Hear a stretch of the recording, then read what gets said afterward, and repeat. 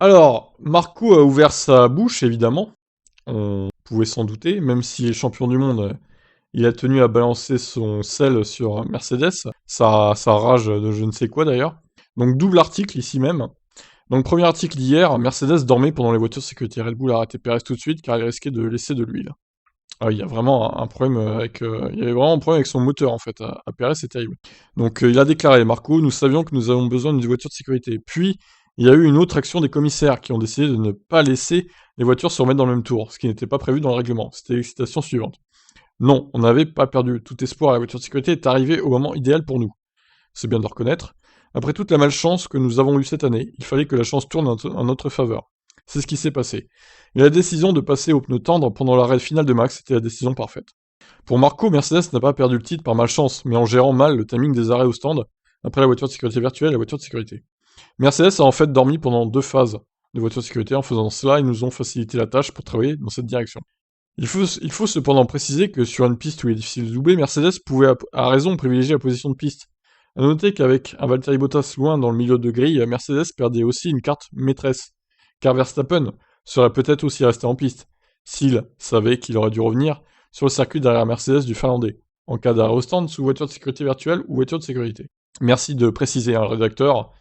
Alors les fans de Max, vous dites «Ah mais Mercedes, ils auraient dû s'arrêter!» Oui, mais en même temps, ils auraient fait l'inverse d'Hamilton. S'il s'était arrêté, il serait resté en piste, Verstappen. Arrêtez un peu, là. Marco n'oublie donc pas de saluer l'énorme prestation de Perez, qui a fait perdre presque 10 secondes à Hamilton, en le retenant à la loyale. Ouais, franchement, Checo, comme j'ai dit tout à l'heure, vous verrez dans le débrief, j'ai rien contre lui, hein, il a fait le boulot. Hein. Il est toujours très fair-play en piste. Il en dit plus aussi sur l'abandon de Perez, il souffrait d'un problème de pression d'huile, et Red Bull n'a pas voulu prendre de risque, en retirant tout de suite la Red Bull de Checo. S'il avait fallu nettoyer de l'huile, la voiture de sécurité serait restée un tour de plus, en piste, donc ça aurait fait perdre le titre à Verstappen. Checo a fait un travail phénoménal. À ce moment-là, nous avons abandonné la lutte pour le titre des constructeurs. Il y avait en effet un risque que notre deuxième voiture s'arrête, et donc que la voiture de sécurité reste dehors jusqu'au drapeau à damier. La situation a évolué dans les deux sens tout le temps. Quel enfer. Alors, deuxième article, j'ai pas fini avec Helmut. Il qualifie Wolf de mauvais perdant, mais admet que la FIA a du travail. C'était indigne que la décision soit retardée comme ça.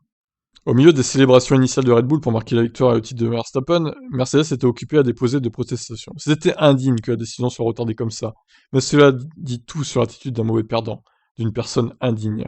Oh le mec. Oh. Il aurait fait la même chose si la situation avait été inversée. Qu'est-ce qu'il raconte là, Helmut? Quelle mauvaise foi, encore une fois. Il n'a même pas dit un mot après l'arrivée, il s'est enfermé et on l'a pas revu. Au moins, Lewis a félicité Max après la course. Oui, bah c'était pour donner bonne conscience hein, qu'il a fait ça, Hamilton, mais il en pense pas un mot. Hein. Et il a raison, parce qu'il s'est fait voler, quoi. Et Red Bull a aussi noté que c'était un avocat interne à Mercedes, Paul Harris, qui avait présenté l'affaire au commissaire dimanche. Nous sommes une équipe de course, a déclaré un porte-parole de l'équipe Red Bull. Nous n'avons pas d'avocat avec nous. Nous ne sommes pas venus ici avec l'intention de protester. Quand on voit que Mercedes avait un avocat avec eux, on se demande bien quelles étaient leurs intentions. Bah ils ont eu raison, en même temps il faut tout prévoir. Hein. Cependant, même Marco admet que la F1 a des réflexions à faire pendant la période hivernale, suite à la gestion de la course de la FIA. Tout le système doit être repensé. Ça a besoin de cohérence. Les décisions ne peuvent pas être interprétées de cette façon, puis de cette façon. Les règles doivent être simplifiées et le Let's Them Race doit tout être. Ça doit être le prémisse de tout.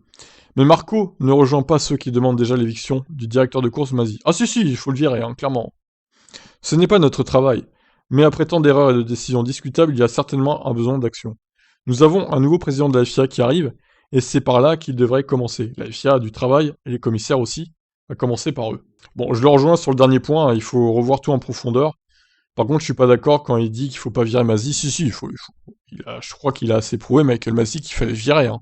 Il n'y a pas trop de doute là-dessus. Hein. Donc voilà, donc un peu de sel hein, balancé par Marco qui traite Wolf de mauvais perdant, mais en même temps qui se mette un peu à la place de Toto Wolff. Hein, il aurait fait pareil. Hein.